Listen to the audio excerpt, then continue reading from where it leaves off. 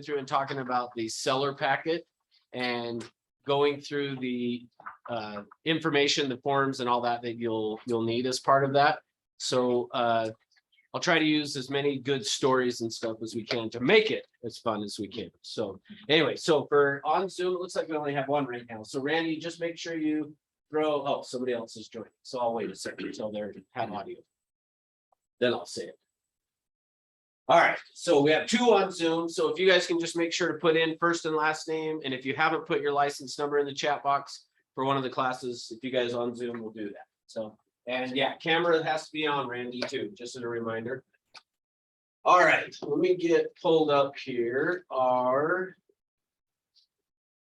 paperwork we're going to go through, and then I'll pass out to you guys that are here what we're going to be looking at.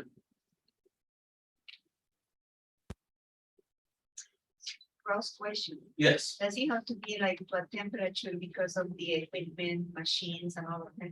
Because it's freezing in humans. So I'm actually usually one that I guess I'll let this come up. I can try to turn it up a little bit, but actually I just like it cold when I'm training because it keeps you guys awake and I actually end up with more energy. My brain is freezing.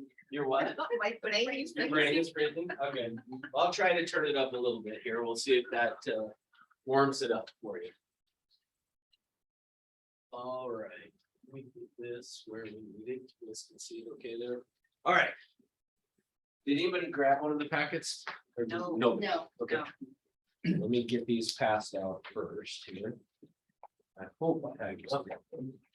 Thank you, sir.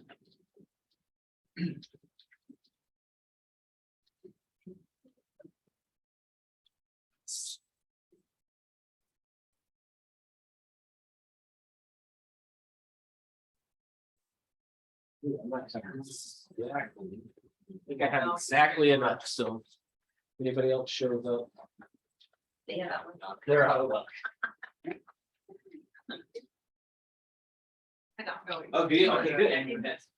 Oh, you passed it down. So, okay, everybody's got one? Everybody sign their name.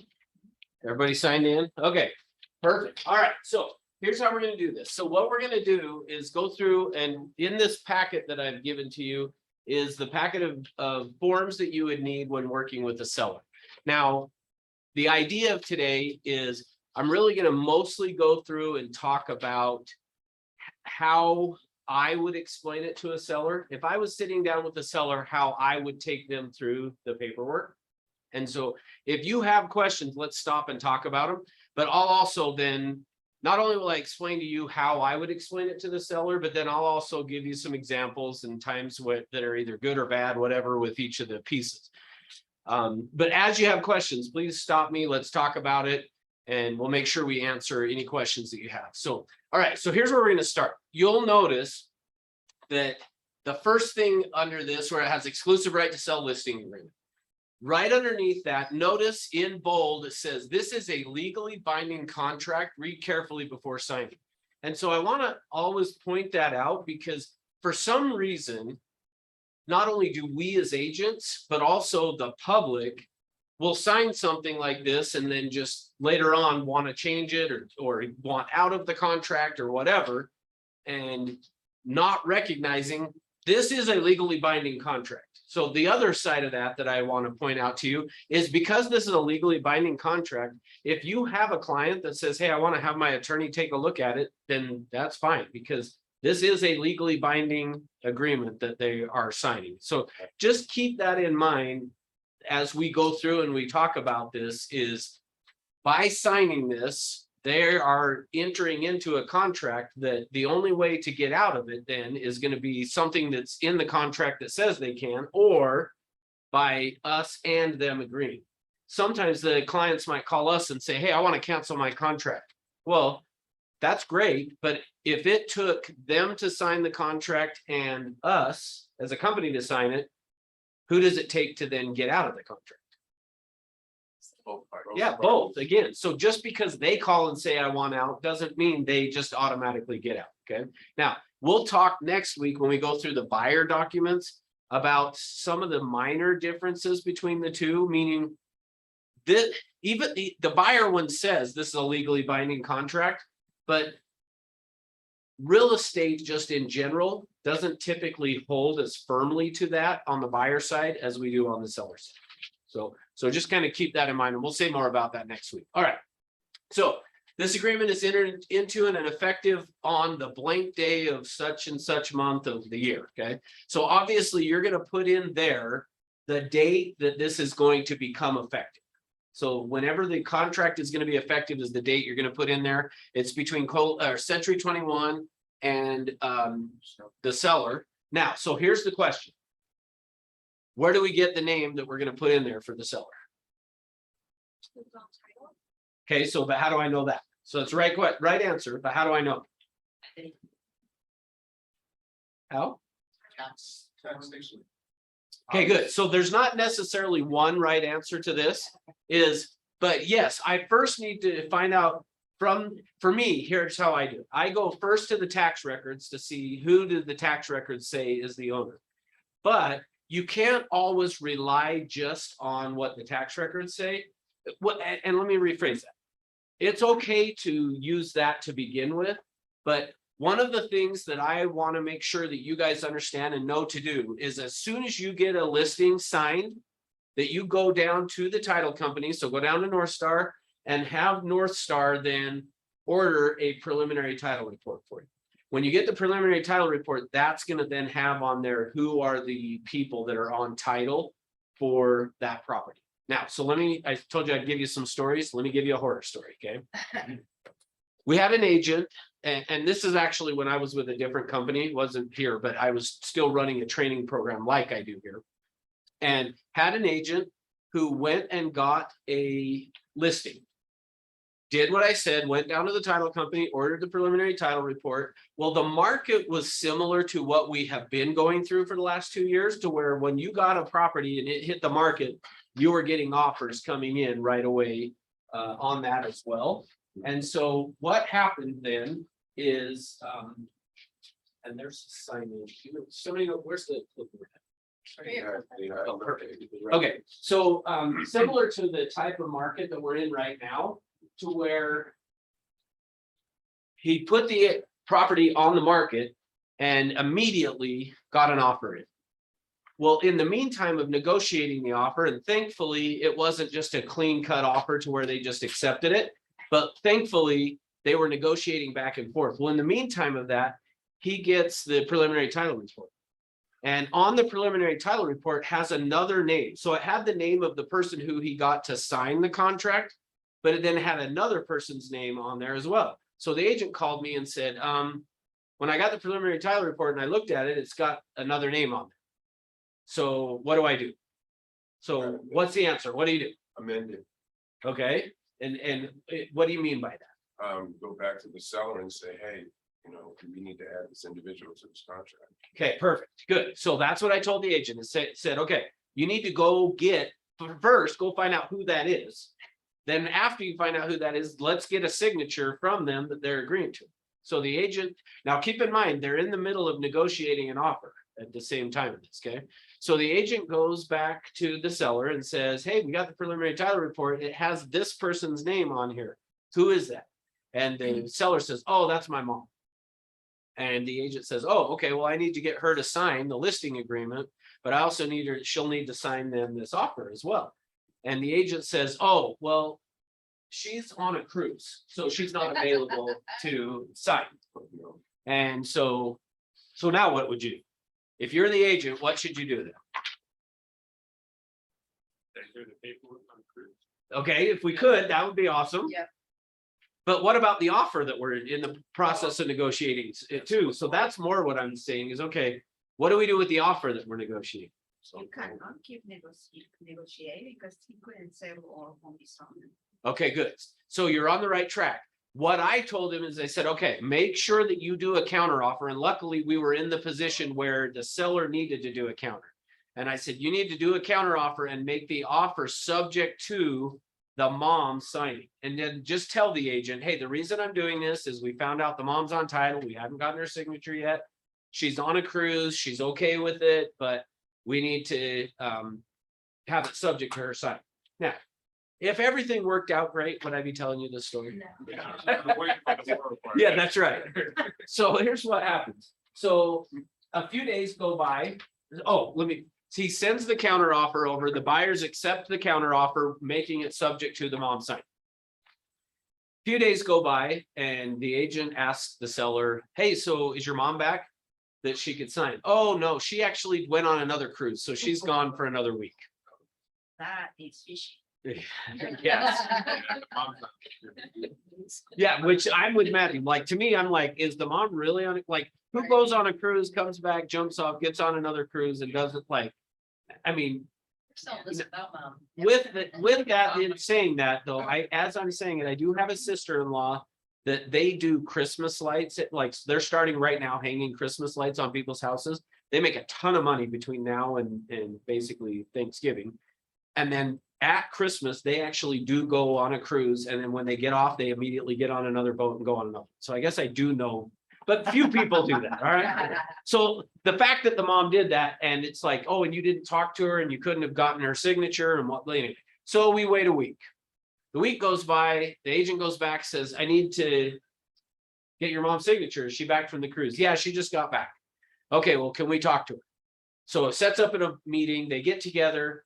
And when the agent gets to the appointment with the mom says, no, absolutely not. I will not sign this. And she said, in fact, she was upset that he had listed it, put it on the MLS, already actually gotten an offer and was in the whole process of doing all that. Because she said, I bought this house.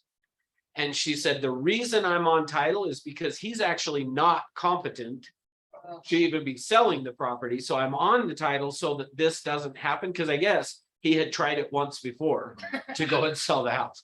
So the mom was mad. So now what happens now to then the offer? It's dead. Yeah, she's not gonna. So of course, now is the buyer just happy when that happens? Oh, great. We wanted to go find a new house anyway. Yeah, no. So luckily, though, we had put it in there, made it subject to the mom signing. So when she wouldn't sign, there wasn't a whole lot they could do about it other than just be mad. So, okay. So here's the point.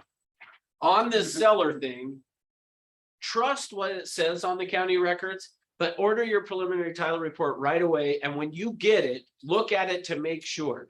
Most of the time, the county records are correct. What they have is the seller's name, but just keep in mind that it's not 100%. You know, I have seen a number of times where, like, I don't want to say it's like common, but enough that you can't really rely 100% on it. Get your preliminary title report or go down to the title company and just say, hey, I'm getting ready to list this property. Can you pull it up and see who the owners are so that I know I'm getting the right signatures? Okay. So that's what we want to do on this seller piece. Okay. Now, the other question though, that I have for you is what if, when I look it up, it's in a trust. The property's in a trust. What do we need? Find out who's in the trust. See, they what? You have to find out who's in the trust. Yeah, good. And Signer. yeah, who can sign on behalf of that trust? So here's how I handle it.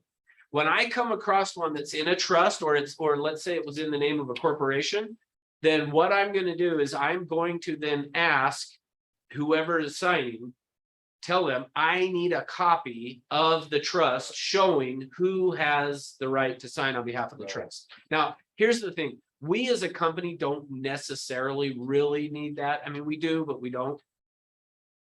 The title company will. They're not going to close on the transaction without having something showing that they have the right to do that. Okay, make sense? Okay. All right. So that's on the seller. Next, the terms of the listing. So the seller is going to grant to us, including the seller's agent, so that's going to be you, obviously, right? When you're filling this out, you're going to put your name there as the authorized, which we're not going to read this whole thing, by the way, just the first part I am, but then we'll pick up the pace. So the seller's granting you, the seller's agent, so you put name there as the authorized agent and ending at 5 p.m. on blank day of blank month of the year, okay? So as of 5 p.m. on whatever date you put in there. So now here's the question. What date should you put in there? Like how far out? How many months? At least 6 months. Okay, good. Right So now. typically 6 months is probably the most common date, you're gonna put in yours, whatever today's date is, 6 months out, that's gonna be your ending date on it, okay? But it doesn't have to be that, meaning you could do it longer, you might do it a little bit shorter. Here's how I like to think of it. If you're gonna do it less than 6 months, for me personally, it's usually gonna be a minimum of 4 months. I want a minimum of 4 months. And the reason for that on me, here's kind of what I have found. And again, this, I'm giving to you guys like how I do it. Doesn't mean that's the way you have to do it.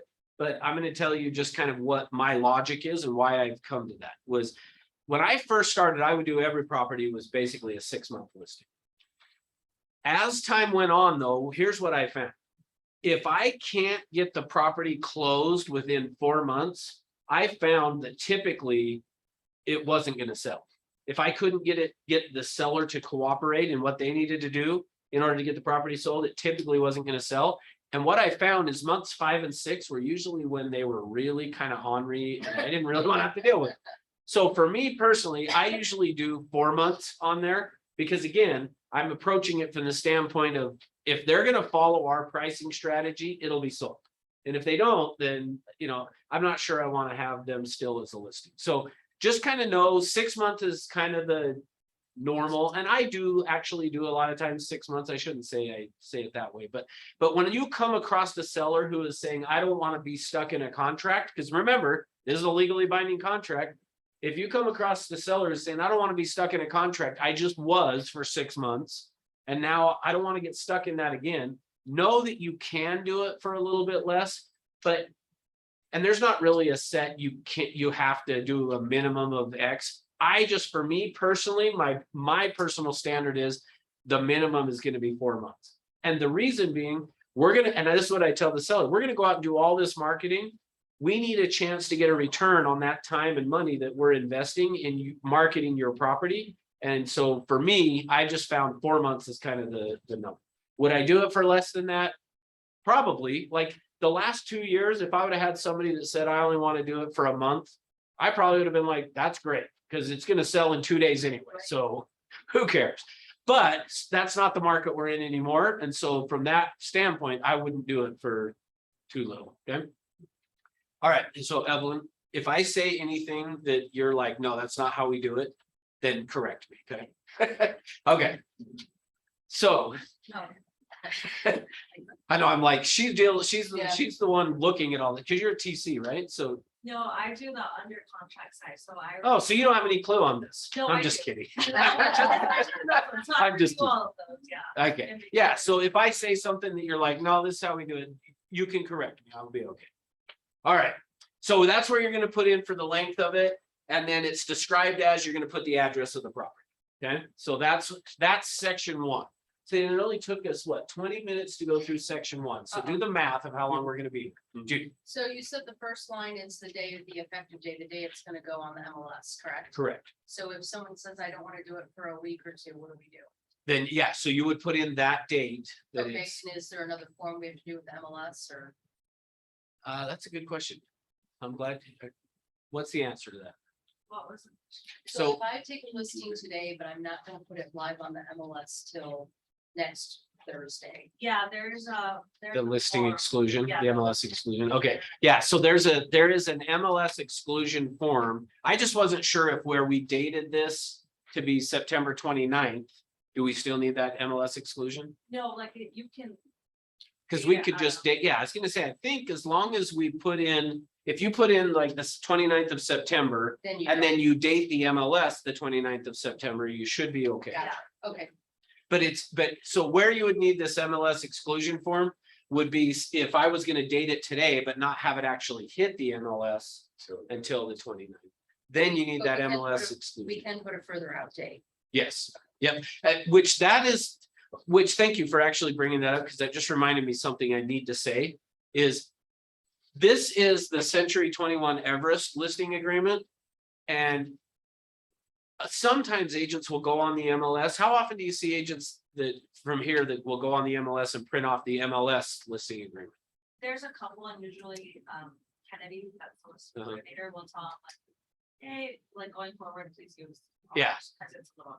Yeah, so because that's the key is the one from the MLS doesn't have as many protections. And one of the things that, and this isn't necessarily a protection, but one of the advantages of ours is ours has, unless they've changed the MLS, it didn't used to have an effective date. It was kind of like the day you signed it, it's effective on the MLS. And it used to be that way, but just know that ours, we've tweaked a few things on the listing agreement that are to our benefit. And that's why we really recommend you use ours versus the MLS. Okay. All right, good. Brokerage fees. So section 2. So now let's kick into, most of this stuff, I'm gonna do it more from the standpoint of this is how I explain it to a seller. So when I'm sitting down with a seller and I get to this and I'm explaining the contract, and actually, let me back up and say one other thing. I always say to the sellers, we have basically 3 options for this agreement. One is you can take it and read it yourself. 2 is I can explain to you what it says, or 3, you can just sign. What's your preference?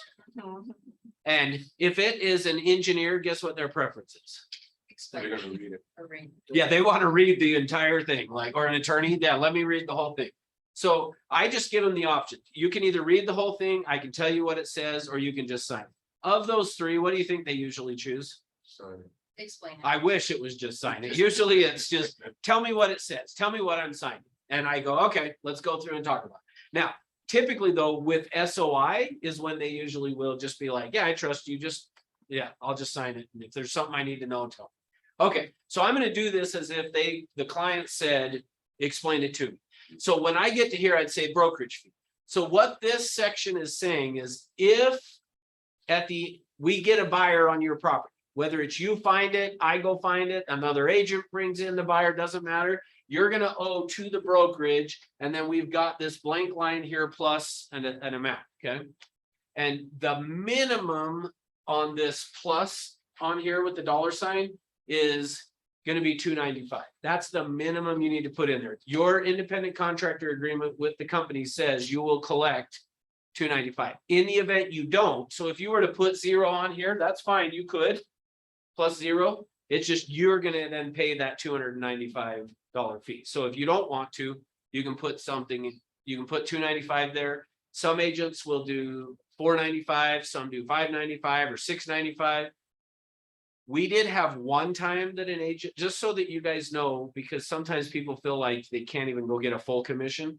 We had one agent one time put in 7% as the commission plus $4,700. Wow. And They got it. they got it. Wow. Was that $1 million? Now, after they got it though, then we as a company came back and said, we're gonna put kind of like, if you're gonna put above $995 here, you need to have a conversation with Rob about why you're doing it, because there needs to be a pretty good reason to be doing that one. I actually sat down with the seller. They came in because they were mad because they were like, I'm paying 7% plus $4,700. And but what does the top of the contract say? It's It's a legally binding agreement. So Was it that very expensive?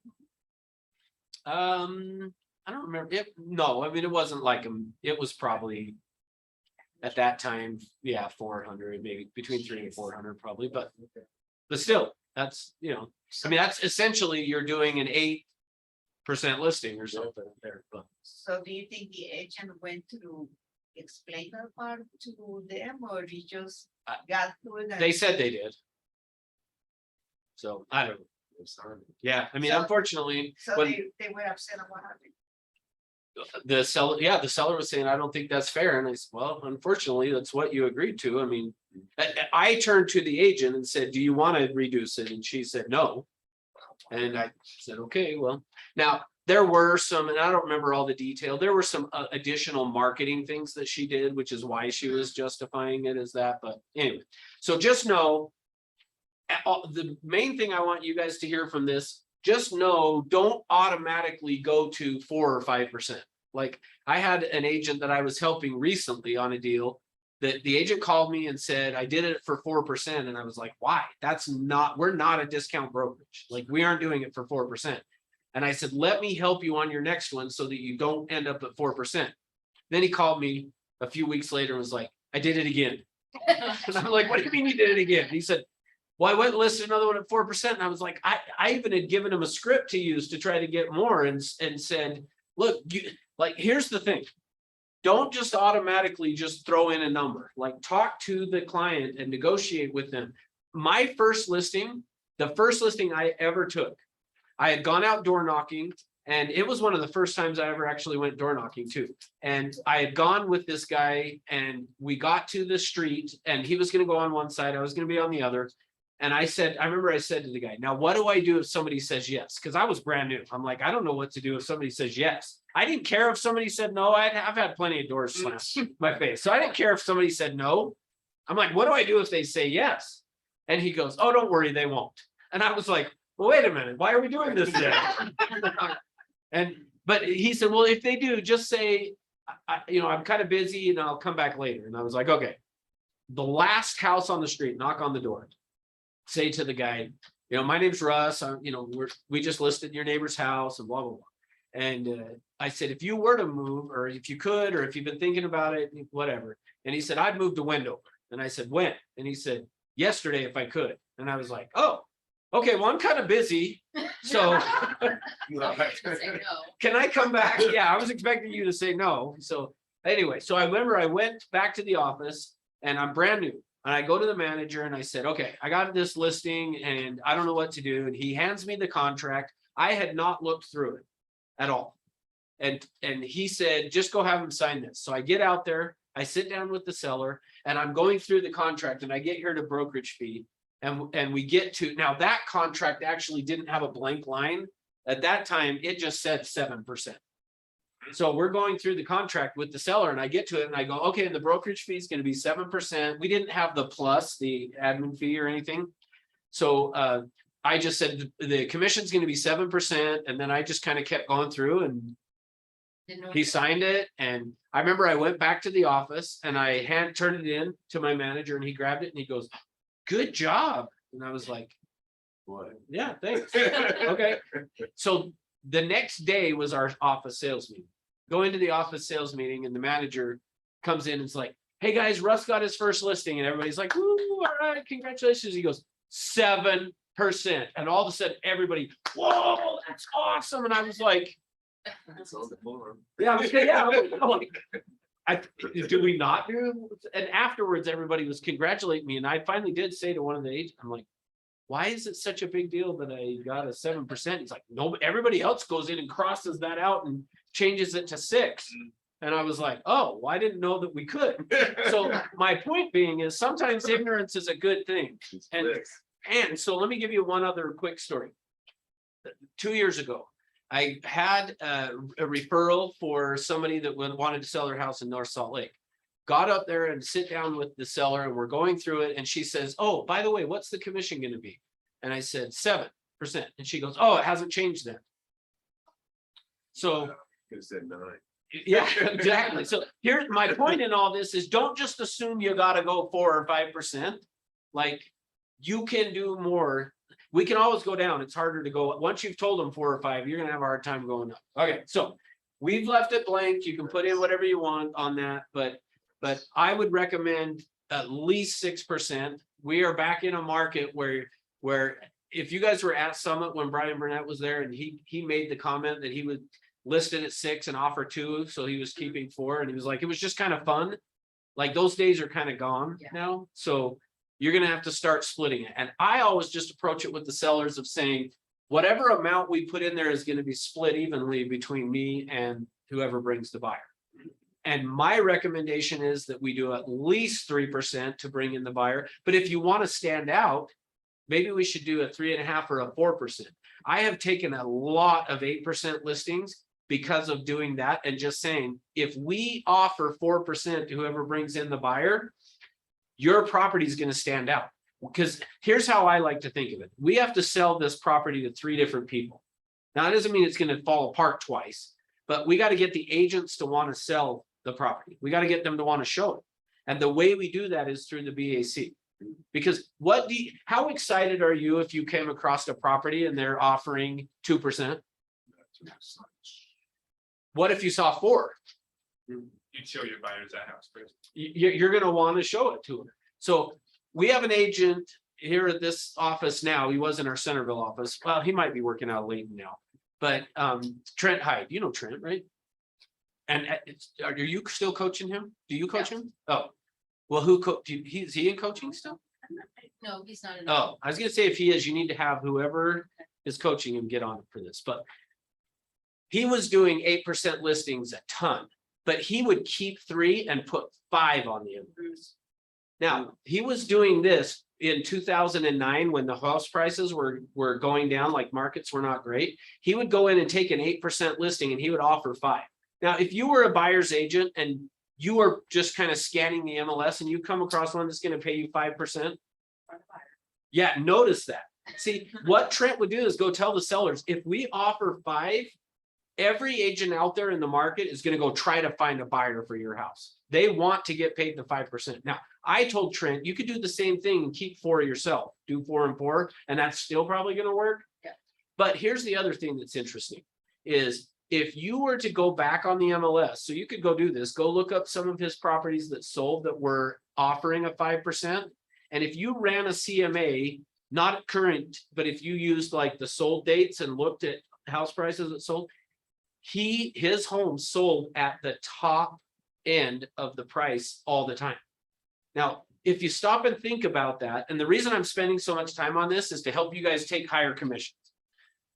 Because if you stop and think about that, if you're the buyer's agent and you know you're going to get paid 5% if they buy that house or 2.5% over on this other house, and your buyer wants to write an offer on this one and they go, how much do you think we should offer? What do you think most agents are going to say? Yeah, most agents, like to some extent, and look, I get it. This is not the way it should work. It's like I teach code of ethics. It should not work this way. But I also know just how greedy people are. Yeah, if you know you're going to get paid 5% on this one, you're going to probably try to negotiate less. Now, what about when it's time for inspections and your buyer's like, hey, what of this stuff should we ask for? What do you think? We'll put it as most agents, not you, because you're going to follow the code of ethics and all that, right? But what do you think most agents are going to do when it's time to negotiate? Like, are they going to go, hey, we should cancel this deal and go find something? No, the agent is going to do everything they can to keep that deal together because they know they're going to get paid more money. And look, I get it shouldn't happen that way, but I just know human nature is going to be the agent's going to try to keep the deal together. So if you can explain that to the seller of the more we can offer to whoever brings in the buyer, almost not only do you have me on your side negotiating for you, every agent in the market is going to want to negotiate on your behalf against their buyer, even though they shouldn't do it. Because they know if the deal falls apart, they might take them and go buy something else, but they're going to get paid 1% less or whatever it is that you do. Does that make sense? That's why Trent Hyde, when you go back and look, you'll see his property is always sold. So to some extent, you should be able to make up in price the commission piece of it with your seller because the agent's not going to come back and ask for a ton of things on inspection. And if they do, you're in a pretty good driver's seat with that agent when they're trying to negotiate to be like, dude, cancel it. I don't care. They're going to be like, well, I care because I don't want to go get less. 2%. So anyway, all right. So, sorry, in this market right now that we have, Ross. Yes. That work the border EAC, The market we're in now or what we were in? no, right now. Yes, right now, for sure. For sure. Because they have more choices. Like I got an email today from a lender saying seller paid closing costs are back. Like you're going to start doing that kind of stuff. So therefore, yes, 100%. That will work. And I even think it works in any type of, to some extent, the competitive, what we were in, it wasn't as crucial, but I think it becomes even more crucial today. So, yeah. Can we do it like how some builders are doing it, where they're like, okay, it's 3% commission plus $500 or $1,000? Can we advertise like that? Yeah, you could. Yeah. So for you guys on Zoom, she was asking, could you do 3% plus a certain amount? Yes, absolutely. Do Up we to split? 995 unless you ask around.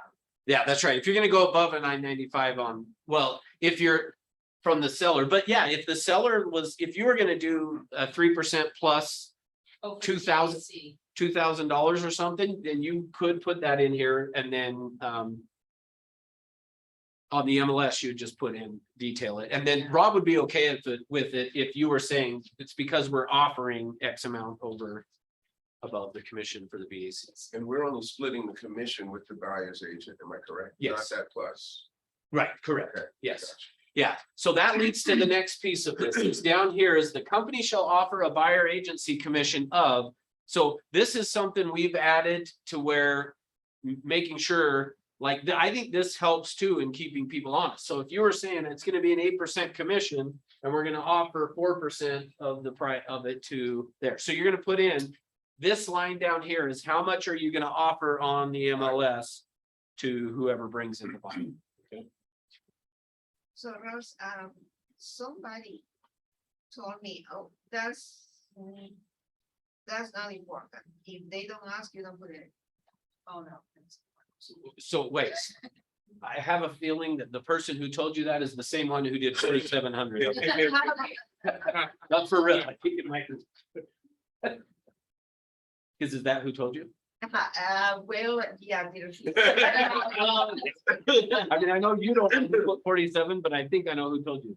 So yes, you should be putting in, the idea is we want to be disclosing to our seller what we're offering across to the buyer. And for me, the reason I like it is because if I did an 8% and this said we're gonna offer 2, that gives the seller to be like, wait a minute, Mhm. like the seller should know what's going on, in my opinion.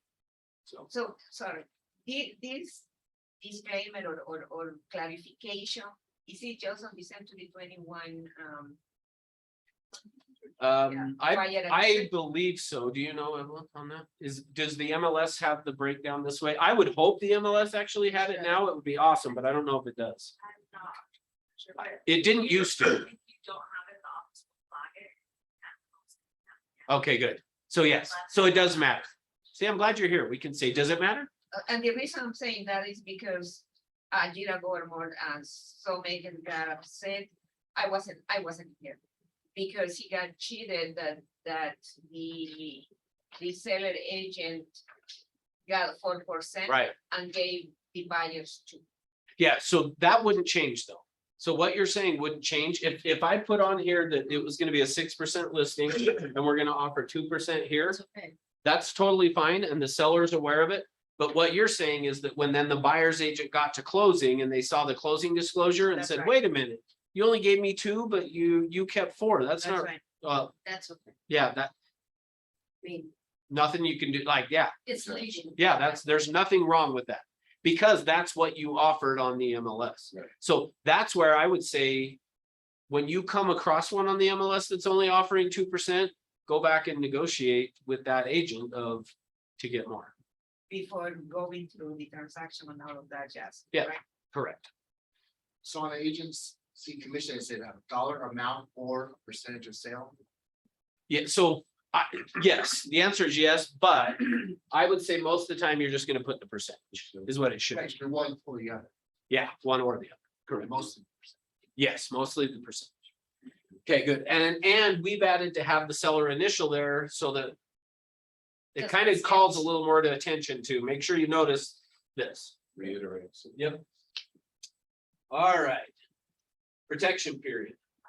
So what should we put there? Well, first, let me tell you how I explained. What I say to the seller is this section, what it's saying is that, and actually, here's how I explain. I say this protection period keeps honest people honest. And the idea behind it is just saying, if within however many months after this contract expires, you were to sell the property to somebody that I showed it to, I would still get paid the commission. So what should we put in there for how many months? 4, 1, I usually do 3. 3? Days. Oh, months. Whatever you 1 want. month. Okay, yeah, there is not a right answer on this. Here's what I will tell you though. Put something more than 0. And the reason I say that is we had an agent within the last couple of years that put 0 on here. The listing expired. The seller sold the home to a buyer that they had shown it to like the day before or a week or 2 before, I can't remember, but really recent, right? Like it was coming up to the expiration date. They showed it to this buyer. The contract ended and the seller sold the property to him. And the agent came in saying, surely I'm entitled to a commission on this. And then when we pulled this up, they had put if within 0 months. That's interesting. No, it's So- relisted on the MLS and a buyer, that same buyer buys it. Who gets the commission? So that's a good question. So on the listing agreement from the MLS. On the MLS one, it says under this protection period, it has a comma Yeah. unless listed by another brokerage. Ours doesn't say that though. Okay, You'll notice ours says, Either way. yeah, that the seller agrees to pay the company the brokerage fee stated. that actually happened to be in Michigan. I literally, it expired. Someone listed it the next day. And the agent that showed it that week sent me the purchase agreement.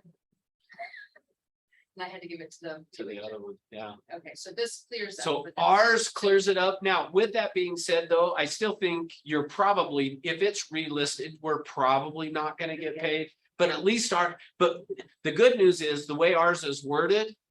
We could tell a seller that though, of, hey, I know you're thinking of listing with somebody else, but just so you know, you're gonna owe us a commission. That might keep them from Yeah. going with somebody else, but anyway. So, question, Ross, Yeah. somebody insists, oh, I know that my lease is expired, but I still want you to do the, what is that, not termination or something, there is a paper in there.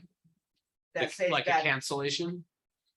something like that, and if somebody insists on that. So let me make sure I understand what you're saying. So if during, let's say I did a 4 month and 3 months in, they're saying they want to cancel. No, Oh. I mean, like the listing is going to expire or is expired, Okay. and they say, I know it's expired, but I still want this paper to notify that it's expired. Oh, I- so, okay, I see what you're saying. So even though we had put in up here in section 1 that it was gonna expire on a certain That's date, right. that's they're right. saying, I want something in writing that says that it's expired. Yes, that's right. They don't. I was gonna say, I've never had that, but if they wanted something, you could just fill out a cancellation form for the day of the expiration and sign it and send it to them. Yeah, Good. because, anyway, it happened to me with a big listing, I mean, it was over $1 million. Yeah. And the guy says, I want that, and I said, you really don't need it, it's expired. Yeah. No, but I still want it. And then sometime later, they sold to somebody that they say, don't go talk to them, I don't know, it was kind of a weird. Well, and it could situation. be, I mean, if it was an attorney and he had seen this, maybe he would have wanted it, I don't know. Question. So for instance, if my listing expires and I have a protection period and say they sign another listing with another agent, they're gonna still have to pay that plus me? Well, so that's the hard part. According to this, yes. Right? According to this section, that is what it would be. But our code of ethics basically says that we would not, so we agree in our code of ethics, we wouldn't We would not subject vote. somebody to a double commission kind of that. So that's why I'm saying that even though our contract is worded the way it is, if they've listed with somebody else, it's probably not gonna. Is it a way just to kind of scare them? Yeah, not it's kind of, actually take action? yeah, we're probably not gonna take action on it, but hopefully use it as a way to keep them with us. Are sellers ever push back on that? No, I've never had anybody push back on that. And typically, how many months do you? You did once? I did one time and we lowered it to like a month, and a half, 45 days or something. Yeah, and I would be okay, like, to me, like I said, the way I always explain it is this, to keep honest people honest, is the idea of it, is, you know. Very, and the way I always tell them too, is I just say to the seller, basically what this does is this is to keep you from, if we got to the day before the contract was gonna expire and somebody looked at the house, it's to keep you from saying, hey, come back in 2 days and I'll give you a better deal. So I just, when I say that, then they usually go, oh, that makes sense. So, all right, sellers warranties and disclosures.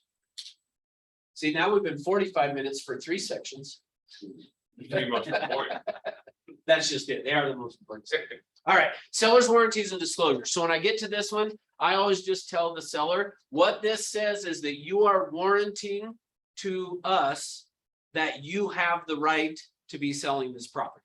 So you're giving us a warranty that you are the person who can sign for the property, that there's not other people, all that kind of stuff. And that you'll fill out our seller disclosures. And so typically at this point, I would jump then to the seller disclosures. We're not going to right now. But when we get to it, I'll explain what I tell them about seller disclosures. But for right now, I'm just saying, look, this is what you're warranting to us, is that you are the seller, you have the right to be selling the property, all that kind of stuff, and that you will disclose what you know about the property. And then from there, I usually jump to the seller disclosures, but I'm gonna wait. All right, section 5. Here's how I explain this to the seller is I just say, section 5 is about agency. And so 5.1 talks about the duties of a seller's agent. I am your agent. We're on the same team. I always use this and this is just me personally, I think, but I sometimes feel like, and I don't know, I guess some of you guys can tell me if you felt the same way too, but I sometimes feel like the seller thinks that I'm the adversary. Like I'm there to negotiate against them. Take my money. Yeah, and so I always explain to them what this section is saying is we're on the same team. Like I'm here to negotiate on your behalf. Like everything that I do is for your benefit. And so that's what this is talking about. 5.2 talks about limited agency. And I just tell them what this section is saying is that in the event I have a buyer who's interested in your house, in that scenario, I would become limited. And all that really means for you as a seller is I have to stay neutral. I couldn't tell them the least you would accept for your home, but I can't tell you the most they would pay either. So I'm kind of just stuck as like, I just have to stay neutral and let you guys kind of fight it out. And the way to add to that is saying it would be exactly as if there was another buyer's agent. 'Cause I would know that information. Yeah, thank you. And I do usually say that. I usually say, and if another agent brings in the buyer, I wouldn't know anyway. So I couldn't tell you then because I wouldn't know. Now, I did have one time an attorney say to me, I don't get this whole limited agency thing that you do.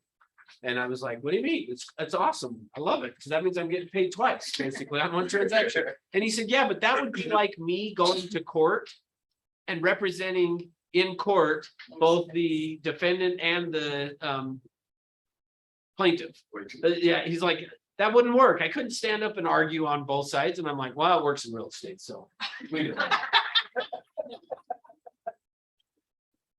But part of why I say that is I wouldn't be surprised if down the road somewhere, the division were to say, hey, you can't do that anymore. We're not gonna let limited agency take place. But until it does, we'll keep going. All right, section 6. Section 6 is professional advice. So here's how I explain this to the seller. When I get to this section, I say to the seller, what this section says is don't trust anything I tell you. That's how I'm serious. That's how what I tell the seller when I get to this section, as I say, this section says, don't trust anything I tell you. And they usually respond the way Luz just did, which is like, what? And I say, okay, well, really what it says is I'm trained in the marketing of real estate. I'm not a property inspector. I'm not a home warranty company. Like I'm not an electrician. I'm not a plumber. I'm not a surveyor. I don't know all that kind of stuff. Don't rely on me. Now, the reason I always say it that way to them is this section says, don't trust anything I tell you, is because after I'm talking about the buyer site. Never mind. I will save that till we're doing. Stay tuned and I'll tell you what that is when we do the buyer site.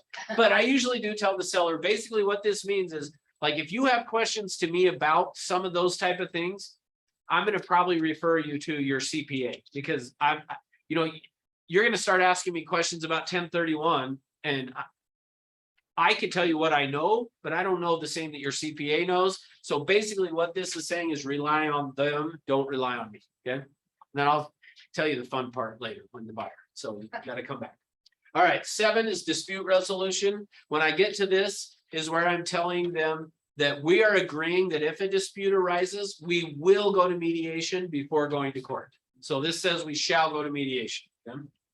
And then I tell them section 8 here says that in the event we can't work it out in mediation and we end up in court, the prevailing party is entitled to reasonable attorney fees, is basically what that says. Okay. So if we ended up in court, whoever wins gets to have the loser pay their attorneys.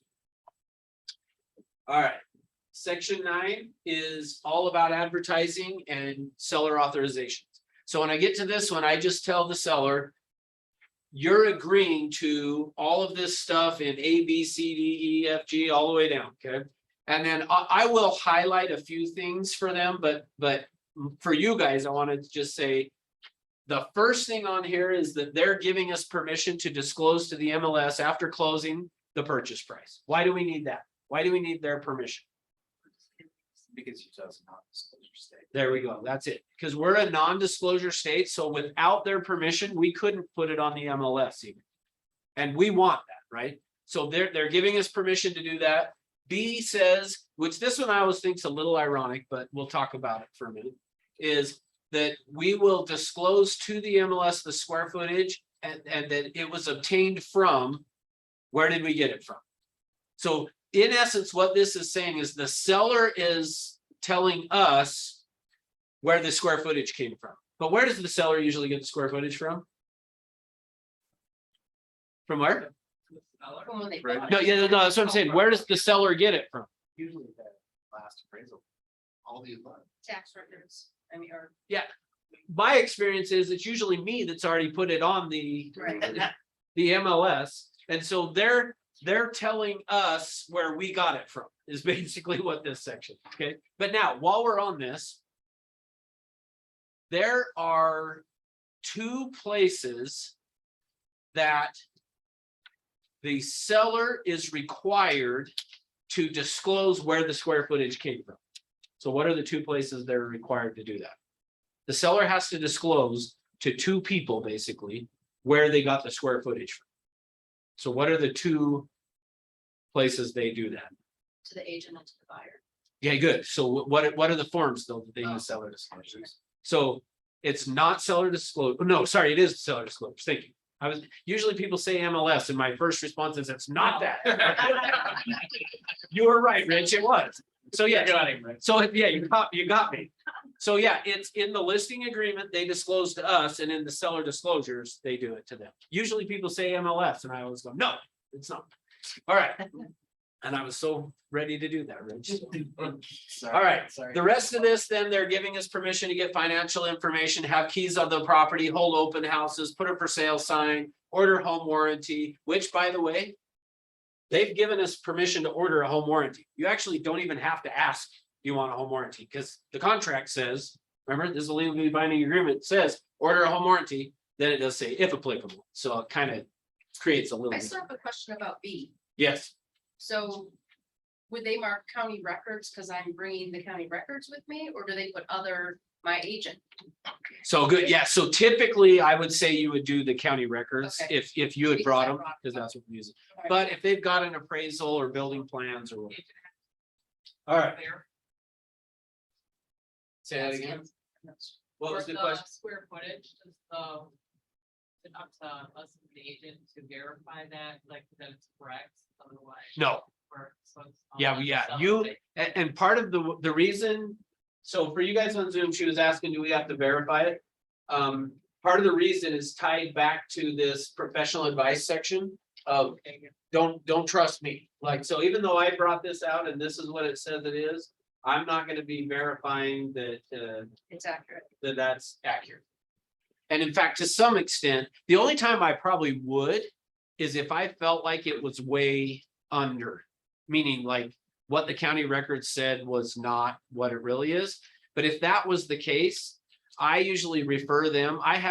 Remember in the CMA class, the guy that lived between me and my neighbor that was the appraiser that I told you about? I always, if I think it's not right, we want to have an appraiser and he'll go out and do it for a fee. He'll go out and measure their house. So I always just send him, I can call this guy, he's an appraiser, he'll come out and tell you what the square footage is. So I do that. Do this, or whatever, you know, something and without getting out of, Yeah. Yeah. Correct. Yeah. Sometimes people just make it up. Yep. All right. Next, personal property. When I get to this section, here's how I explain it to the seller.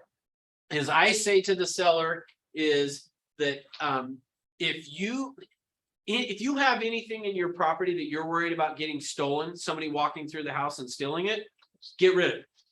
If you have, so on this personal property section, I tell them if you're worried about that, if you got drugs, guns, you know, legal or illegal drugs, whatever. Like, don't have them in the house if you're worried about somebody stealing them. But I also tell them, if you've got certain things, like for example, a shelf on the wall that you don't want to sell as part of the house, get rid of it now. Like I always use this opportunity when I get to personal property to just say, if you've got things you don't want to include, like I'll give you an example. Had one time that somebody had a ceiling fan and they were like, we're not including the ceiling fan. And I didn't say at the time, then get rid of it. And the buyers came through and we said, oh, that ceiling fan's excluded. No, we won't buy the house if you don't leave in the ceiling fan, which is just stupid. But they were like, no, we want the ceiling fan. We won't buy it if you don't leave it. Okay, so I've just found, I tell a seller, if you've got something like that, get rid of it. So if you're gonna keep the ceiling fan, get rid of it, put a new one up so that the buyer doesn't even see the other one exists, okay? So I always just make sure to tell them, though, we are not responsible if something gets sold. So if you're worried about it, get it out of the property. So we had another quick story on this. Had an agent call me one day. Hey, my seller had one of those, like, you know, the fridges that we have in the, like somebody would have in their own office. That's just one that's like, yeah, mini fridge. The guy had a mini fridge in his bedroom, which I think is kind of a little weird anyway, but he basically used it as his safe. Like he had a bunch of money in there. Well, somebody showed the house and the guy came home and was like, I'm missing $600 out of my safe. I mean, his fridge. Missing $600 out of the fridge. So the agent calls me and goes, hey, so this guy called me and I said, well, did you explain this section to him when you listed the property?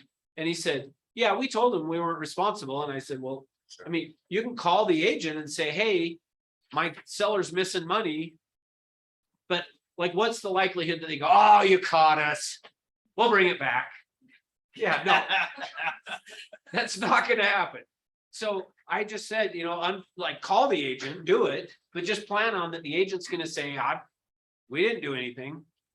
So just Money in a fridge. I know I'm like, number one, why have a fridge in your bedroom? First off, it's kind of a little Weird. different, but yeah, and then you put your cash in it, like, but nobody will think to look there. Like, I guess. How about All if right. they- What? how about if they were home, they would give us that? I guess, yeah. All right, section 11.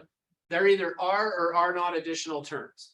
Most of the time, you're gonna check the are not box, but there may be times that there are gonna be additional terms, and if there are, then you would check are. So I'll give you an example. Let's say I was gonna go out and list a for sale by owner, and the for sale by owner said, I'll list my home with you, but I've got these 4 people who have looked at it, and if they buy it, I don't want to pay you a commission. Okay, great. I'll exclude those 4 people for 30 days. And then I would do, there are additional terms, and then I would put on that addendum to the listing agreement, the following people are excluded from this contract if they buy it in the next 30 days. And then you'd list the names of the people. So that would be an example, is if there are something like that that's additional that you're adding or whatever, you would check that. Most of the time, you're going to check there are not additional terms. Okay?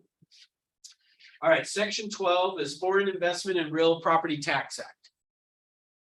Or you'll hear it referred to as FIRPTA. So does anybody know what FIRPTA is? Besides maybe Rich. Real estate. Good, it's the Foreign Investment in Real Property Tax Act. Okay, good. Now, typically where we would potentially will run into this here in Utah is properties that are in Park City. If somebody's come in from another country to ski, they loved it, they want to have a place there, they go pay cash for it, they buy it, comes time to sell. Well, if that property has gone up in value, the IRS wants their money. So essentially, that's what this is. This is an IRS thing where, and now here's the crazy thing on this, though, just so you guys understand how it works. The way FIRPTA works is if a foreign person were to sell the property and there was a gain on it, if the buyer didn't get from the seller their tax ID number, or the title company didn't get the tax ID number, guess who's responsible for the taxes? Who?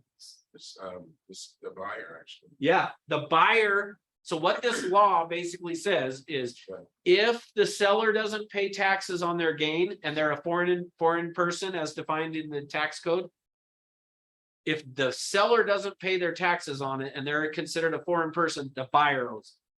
That same as foreign investment accounts, those are stockbrokers. Oh, okay, Same same thing. concept. Okay, good.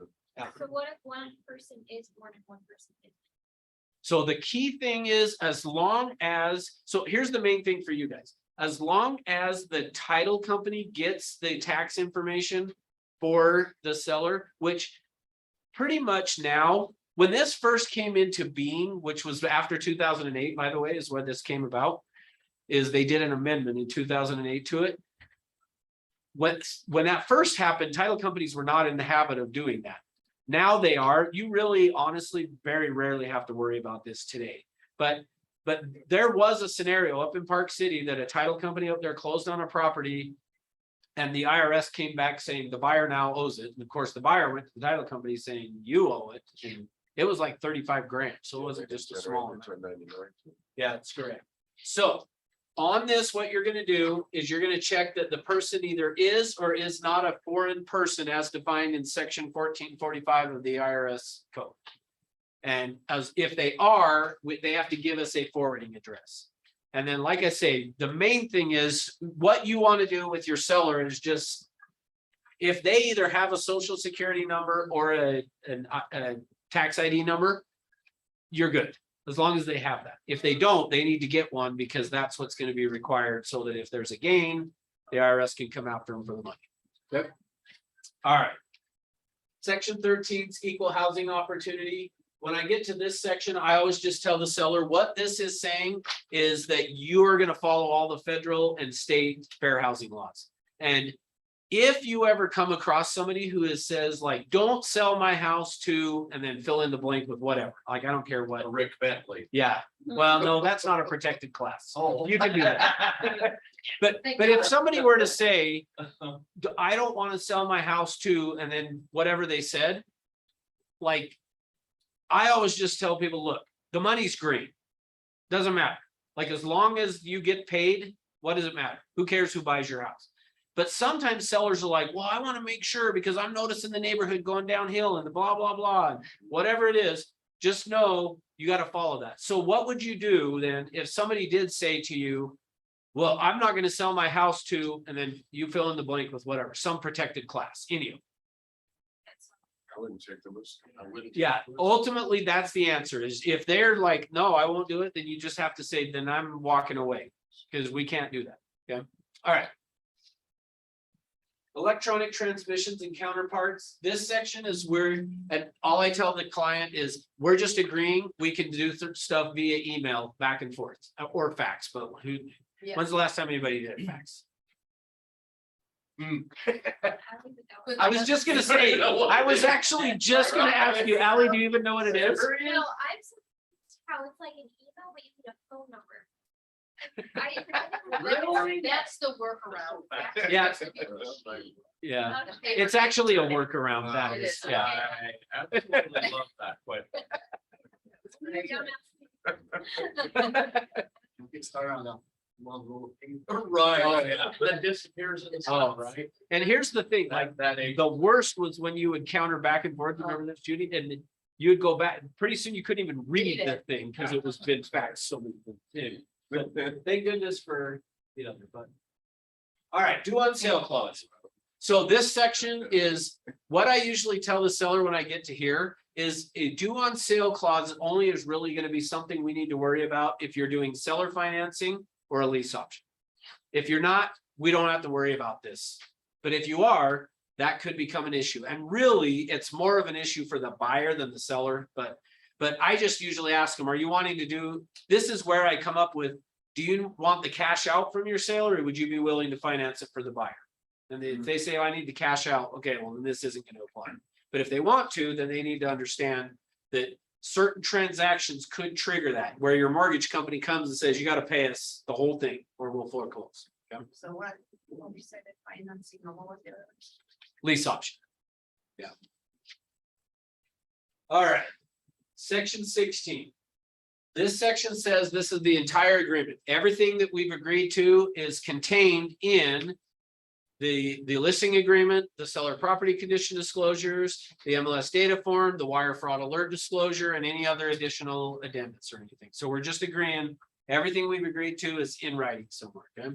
Then the seller's gonna sign, put in their address, date, and then you are the authorized agent, so you will sign that. Now, before you flip the page to the next page, notice in red right here, it says, do you have a real estate need or a property to sell or purchase outside of our market area? The whole idea of us putting that there is a reminder for you to ask. Look for opportunities to get outgoing referrals, because if they're selling their house and moving to Michigan, since Judy brought that up, you would want to say, can I get you in touch with an agent in Michigan? What? I would tell them, don't do it. but- Don't move to Michigan. So, but you could use that as an opportunity to send an outgoing referral, and then you'll get paid a portion of that commission. So, make sense? All right. Next is the MLS input form. So I'm gonna pick up the pace a little bit on some of these things, but like, meaning I'm not gonna cover this in as much detail as what we did, but if you have questions, let me know. But there's a few things that I want to point out. The way that you want to do, and again, correct me if I say something wrong here, but the way we as the company want you to do this is ideal is go to the MLS and start to fill this out. Don't fill it out on the form. So fill it out on the MLS as if you are creating the listing on the MLS. Then once you're done with that, then you would print it from the MLS, and put it into Dotloop, then to have your client sign is the way I recommend do it. Okay. Now, in terms of filling it out, especially if you're doing it on the MLS, it has a section there that will have like errors that'll tell you how many errors you have. What that means basically is this. You'll notice on this form, it's got these little dots here by list price. There's one by short sale, by house number, but it's not over here by least considered. So anything on this form that has a dot next to it is a required field. Like, you can't put it on the MLS without a list price. So it's not like you can just throw a property on there, which, by the way, when I first started, do you remember, when did you get licensed, Judy? 1999. Okay, so you'll probably remember this. There was a company, maybe I should or shouldn't say it, I don't know, but that was trying to do, remember value range pricing, I think is what they Oh call my it. God. I remember value. Oh, What a disaster. Yeah. It was really kind of a good idea, but no. not really.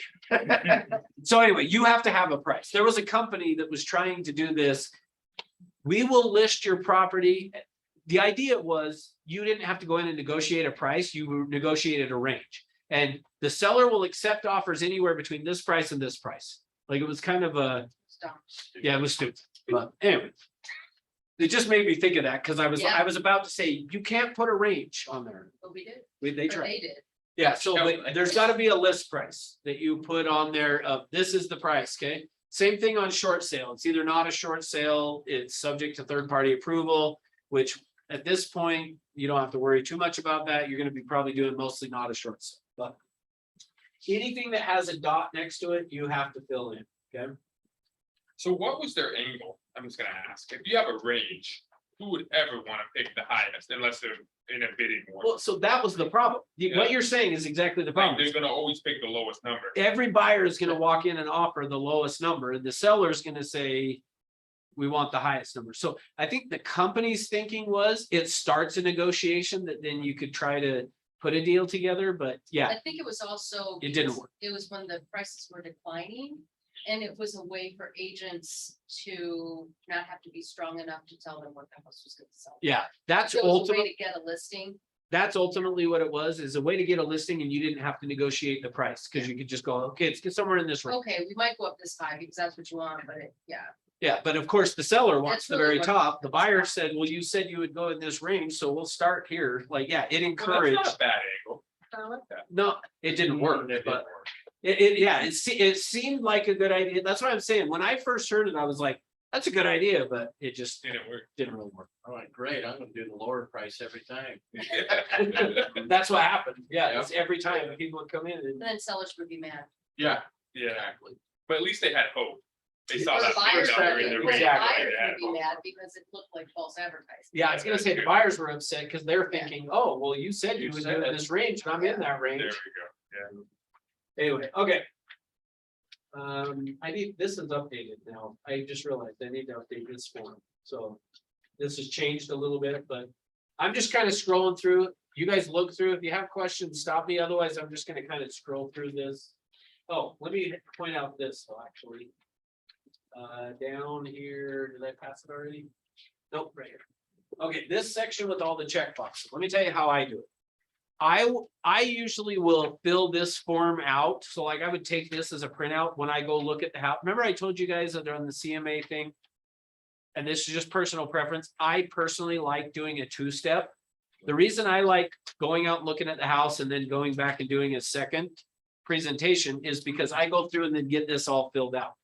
And so how I do it is when I go through the house, I'm checking the boxes that apply on this. But here's what I've learned is I always miss something. So when it's time now to get the seller to sign, I always tell them, take a look at this. So like, if I had gone out and looked at the house, after I looked at it, I'm going to hand this to them and say, look through this and see what I missed.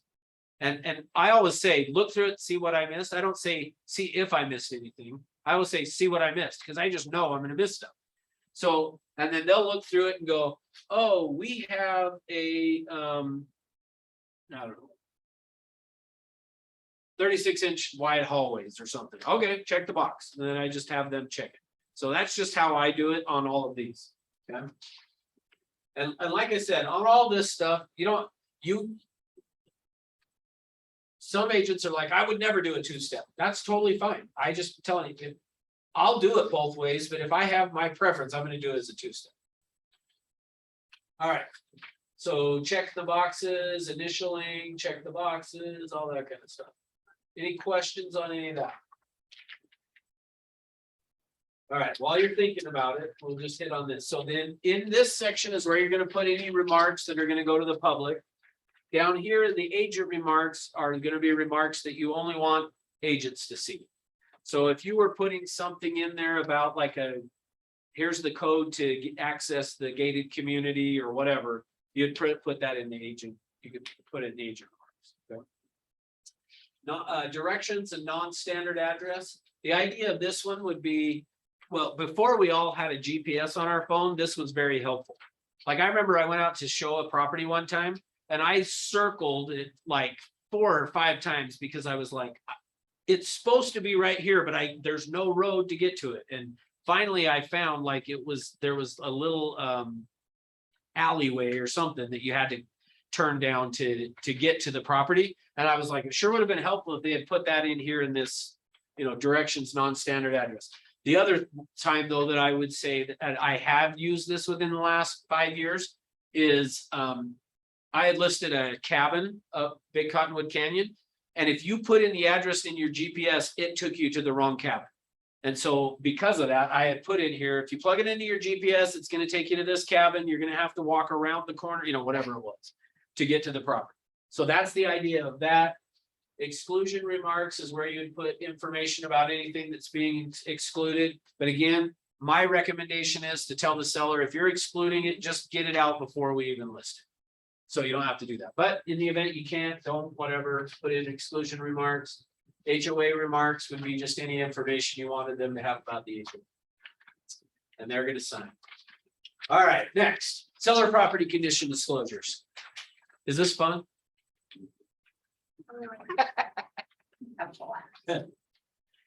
All right, I didn't even get even a courtesy. Are you still awake? Maybe that's the question.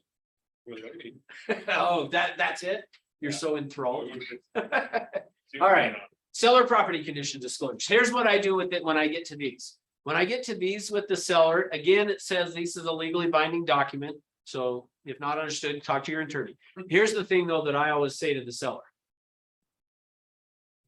These forms, this seller property disclosures are the most important forms you're going to fill out. Of everything we do, this is going to be the most important. And here's why. In the event you end up in court, these forms are going to be the thing that either get you out of jail free or hang you. So these are probably the most important ones you're going to fill out. And so then from there, you can see we've got a spot for seller's name, property address, the seller's brokerage. But what I do is I just tell them, when you're filling this out, disclose everything you know. And I tell them, when I'm on the buyer side, if I got seller disclosures that looked perfect, let's say the seller had lived in the house for 10, 15, 20 years, and you get the seller disclosures and it looks like they've never had a problem. As a buyer's agent, I'm more worried about that than the one that says, yeah, we did have whatever, a flood or something in the property. Like, I'm more worried if it looks perfect, because I'm like, if anybody who's lived in a house for any amount of time, For a day. you've had something happen. The washer overflowed, a sink did, a bathtub, like something happened. So just the key thing I tell the seller is, if you, and where I learned this actually was from an attorney. Let me give you the story on that real quick. So a different company that I was with had an on-house attorney. I mean, we do too. The president of the Everest Group is an attorney, Sam Bell, but we had at a different company, we had an attorney on staff. And he had a home that he was selling, his personal residence in Farmington. And the buyer came along to buy the house, and they said that we're not going to do an inspection. So, and I think if I remember right, they had checked on the due diligence. No, they weren't going to do an inspection. So he told me, he said, I'm going to go through and totally change my seller disclosures, and I'm going to check yes on pretty much every single thing. Now, why? Why would he, as an attorney, say, I'm going to go check yes on pretty much everything? Because in the house, it either has been, gonna be, or will be. Well, yeah, and here's what he said to me, is if you end up in court and you say, so if somebody tried to sue you and you had checked yes on, I don't know, let me scroll down and find something. Let's see.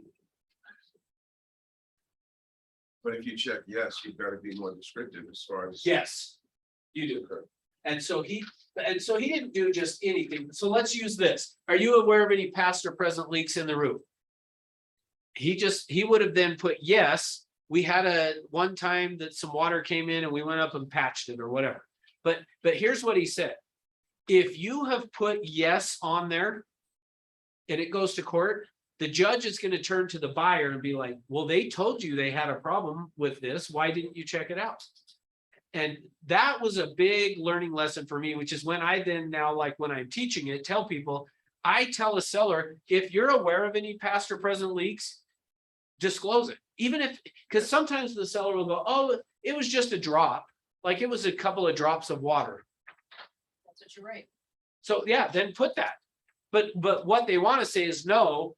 Then what happens is they move out, the buyer moves in. And in fact, I had something along the lines of this just recently. In the last 2 weeks, an agent came and asked me a question is about mold. They were like, clearly there was mold in the property. And the seller there's no way the seller didn't know. Well, that's where you end up in court versus if you had said on this, yes, we had this leak. All of a sudden now a judge is going to look at it and say to the buyer, well, why didn't you check it out better? You should have looked deeper into things because they said there had been a leak. That's why this attorney said that. So I tell the sellers, when you're filling this out, if you know about it, but you think about it, like your first initial, I'll use my own house. When we moved in, not long after we did, the people who had built the same floor plan that I was in, all had water leaks in this one spot from the roof. And we had never had it. And like we went over 10 years, had never had it. And one day I was walking up the stairs and I saw on the sheetrock, it looked like there was a signs that there might have been some water there. And I was like, uh-oh. But because I knew 10 years earlier, people had had the problem, I knew exactly what the problem was. So I fixed it, got up on the roof, threw some tar into the one spot where I knew everybody else had had the problem, fixed it. It's done. Well, my initial response would be, well, I don't want to tell people that it leaked, but you're better off to have said, yeah, we did. And then saying, yep, had some one area that we had to put some more tar on the roof to stop it from leaking. Now if it leaks again and they come back saying, hey, we're going to sue you because of this problem. If it went to court, a judge is going to look at it and go, well, they told you already. Did you not check it out? Why didn't you look into it deeper? Like it puts the burden on the buyer. Now, one other quick story real quick. I've only had one transaction that I was involved in end up in court. And what happened was I had helped this lady move to Indiana. She calls me up one day and goes, hey, so apparently the buyer's suing me. And I go, for what? And they said, well, they said that we didn't disclose that there had been water in the basement and a tree root then grew into the sewer and it backed up into the basement. And so they're suing us because it was like $1,100 they were trying to get. So it's a small claims court, but they're trying to get $1,100 from us because of that. And I said, okay, so what can I do to help? And she's like, well, I just want to make sure, like, what do I need to do and all that kind of stuff. So I immediately said, well, the seller disclosures is what we need to look at to see, did you disclose? And if you did, then you're good. If you didn't, no worries. So at that time, it was like she had to be here in like 2 days. And I said, well, what's it going to cost you to fly out here? And she said, essentially $1,100. And I said, well, why don't you just give them the money then and not fly out here? And she was like, no, just out of principle, I am not, I'll spend the money to fly, not giving it to them. Okay. So she flies out here. I pulled up from my file, the seller disclosures, find where she had put that there had been water in the basement. We had her initials on it, the buyer's initials on it. So let me give a plug now for Evelyn for a minute. When the office tells you, we need this form back, we don't have, you're missing an initial or they're doing that for your protection. Because if you end up in court and it had not been initialed or something, like all of a sudden now if the buyer loses, they're going to turn around and come to you. So when you get frustrated, well, because they're always sending me back the stuff and whatever, like they're doing it for your protection. And I promise you, if you end up in court, you'll be so grateful. Because in this one, I was able to go give it to my seller. She walked up to the I say this loosely, the judge, because in small claims court, they're not really judges. They're attorneys that want to be a judge. Yeah. So anyway, she walks up to him, gives him this seller disclosure, says right here, we disclosed there had been water in the basement. Judge looks at it, turns to the buyer, says, is this your initial? Yeah. Well, then why are we here? Because they told you, you're saying they didn't tell you, they told you. And the buyers, well, but there were a bunch of boxes in the basement and we couldn't see when we went through. And he was like, buyer beware, like you should have checked. That's on you, not them. And they said, well, what about, the tree roots grew into the sewer? And I wasn't sure where that one was going to go. And luckily, this judge, again, says, the street that I live on has trees that have been around for 60 years. Every single year, somebody's tree roots grow into their sewer and it backs up into their house. Welcome to home ownership. I'm telling you, that is what he said. Wow. And he said, so dismissed. So when I say the seller disclosures are so crucial, like if you end up in court, anyway, so I told my seller, hey, you won, and you still spent the money. So, Quick question, yes. is there ever a time, like if this is an estate, someone who didn't live in it, can they? Oh, not great fill question. this out? Yeah, good question. The answer is no. Okay. To that. So it used to be that we had a form Yeah. that somebody could fill out that says, I've never occupied the property. I have no knowledge. The state said, no, you can't do that anymore. And the reason being is what was happening is these flippers were going and buying a house. They would go through and totally remodel it. And then they would say, I've never occupied the property, therefore I can't disclose. And the division's like, that flipper actually knows the house better than a homeowner who's lived there for 20 years. You can't get away with that. So the answer on that, when somebody says, I don't know, is then you just go through and answer the question. Are you aware of any past or present leaks? And if they're not aware, check the no box. So yeah, the great question. Thank you for asking.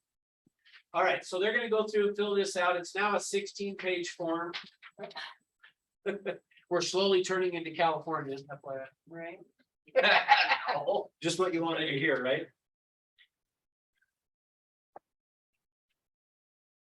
We got all the Californians moving here, they sell their houses and move here. It's like, ooh, that's fine. Just keep your politics in California. Oh, we did. With Governor Newsom. Somebody knew some. Yeah. All right. Although I heard the other day, Yeah, he's like restaurants there. if Biden doesn't run, Newsom's the guy. Does that excite you? Left mine in Chicago. We go to Florida, I get DeSantis. Okay, so the seller is gonna sign this verification once I finally got through the 16 pages. They're gonna sign this. Buyer signs here to acknowledge receipt. I haven't seen this as much recently, but it used to be that I would see buyers that were like, I don't want to sign it because that means I agree to it. When the buyer signs it, they're not agreeing to it, they're just acknowledging they've gotten a copy. Okay. They're not saying it's okay, they're just saying they got a copy. All right, this is the addendum to the seller's property condition disclosure. So if, as they're explaining something of, they've checked a yes box and now they're explaining, they're gonna, if they ran out of space on the form, they use this addendum to finish filling that out. Make sense? All right. So, and they would put in the page number, the item number, and what the explanation is, and when they sign it, the buyer signs. All right, wire fraud alert disclosure. So not as crucial for a seller necessarily, but this is, remember on the listing agreement, it said the entire agreement, that section, and part of what was included as part of the entire agreement is this. So we have to get this. So you're gonna have, you're gonna fill this out, put in Century 21 Everest to the seller, the buyer's agent's name's gonna go in there. And then basically what this is explaining to them is the importance of not trusting somebody giving them other wire instructions. Like I say, on a seller, unless they are deficient on being able to pay off the property and having to wire money in, probably this doesn't matter because they're not going to be giving anybody wiring instructions. But it's just good to explain to the seller, never trust wiring instructions that you get via email. You get an email that might look official, but it's probably trying to trick you into giving up money when you shouldn't. So like I said, we'll talk more about that on the buyer one next week, but with the seller, just explain to them, if somebody tries to get you to wire money, check with me before you change it. Or check with the title. All right, affiliated business arrangement disclosure. So this one is a RESPA form. So this one is for us to be able to comply with RESPA. And so you're gonna put in there the seller's name on that 2-line, the property address and the date that you're doing this. And it's basically what it's doing is disclosing to the seller that we have an interest in Spiro Financial and North Star Title. And you'll notice sometimes agents have been hesitant to have their client sign it because they're like, well, what if my client doesn't want to use North Star? This is not saying they have to use them, but what it is, in fact, if you look right here, it says you are not required to use the listed service providers, and there are frequently other settlement service providers available with similar services. So all they're doing is acknowledging that we have an interest in these companies. And therefore, the company Everest will make some additional money from it. Potential. All right, next. Disclosure acknowledgement of lead-based paint. When do we use this for? If the home is built. Or 78, certainly. Okay, so if the home is built in 78, do I need it? Prior to 78. Good job. Usually I hear a couple of yeses. No, we need it only if it was built prior to 1970. Could you use it though? Wouldn't hurt. And in fact, banks, when they're doing REO properties, their foreclosures and they're selling them, they will include a lead-based paint disclosure if it was built last year, they would still throw in a lead-based paint just because they're just like, we're just going to be safe so that somebody couldn't come back and sue us in case something was wrong. So you're going to fill this out based on if it's prior to 1978, and our MLS requires you to upload it to the MLS too. So you'll put in there the property address here, and for some reason, I don't know why this copy has a checkbox. You need to put initials there, not a check, okay? So you're gonna have them initial that they either know of lead-based paint or down here that they have no knowledge of lead-based paint. Most of the time, they're gonna say, I don't know. Okay, great, then just initial that they have no knowledge. Then they're gonna initial that they've provided, that the seller has provided to the buyer any records or reports that they have, or they don't have any records or reports. And again, most of the time, they're gonna say, I don't have it. Okay, so initial here, initial there. The rest of this we'll talk about on the buyer side, the buyer acknowledgement, so I'm gonna skip it for today. But section 4 is where you as the listing agent are gonna initial that you have informed the seller of their obligation. So the law requires the seller to disclose to the buyer if they have knowledge of lead-based paint or not. And you are responsible to tell the seller that. Okay? So you're gonna initial that you've told them that. The seller will sign here, you will sign here, buyers are gonna sign there, and the buyer's agent would sign here or here. if you want. Any questions on that?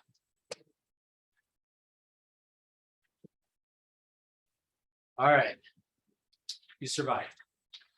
Good job. You're done. So. Yeah, what? So next, so Tuesday will be the Repsy workshop. So what we're gonna do Tuesday is when you guys get here, I'm gonna give you a packet that has an MLS, a fake MLS. And an offer on it. You guys are gonna go through and figure out the mistakes and then we'll go through and talk about it. So that's how that will vary from what Rob did with you guys. So that's Tuesday. Then Thursday will be the buyer stuff where we'll do just basically the same thing. Hopefully I'll have some entertaining stories to keep you awake and engaged. All right, anything else? Let me see if there's any chat stuff in here, the questions they had. All right. Well,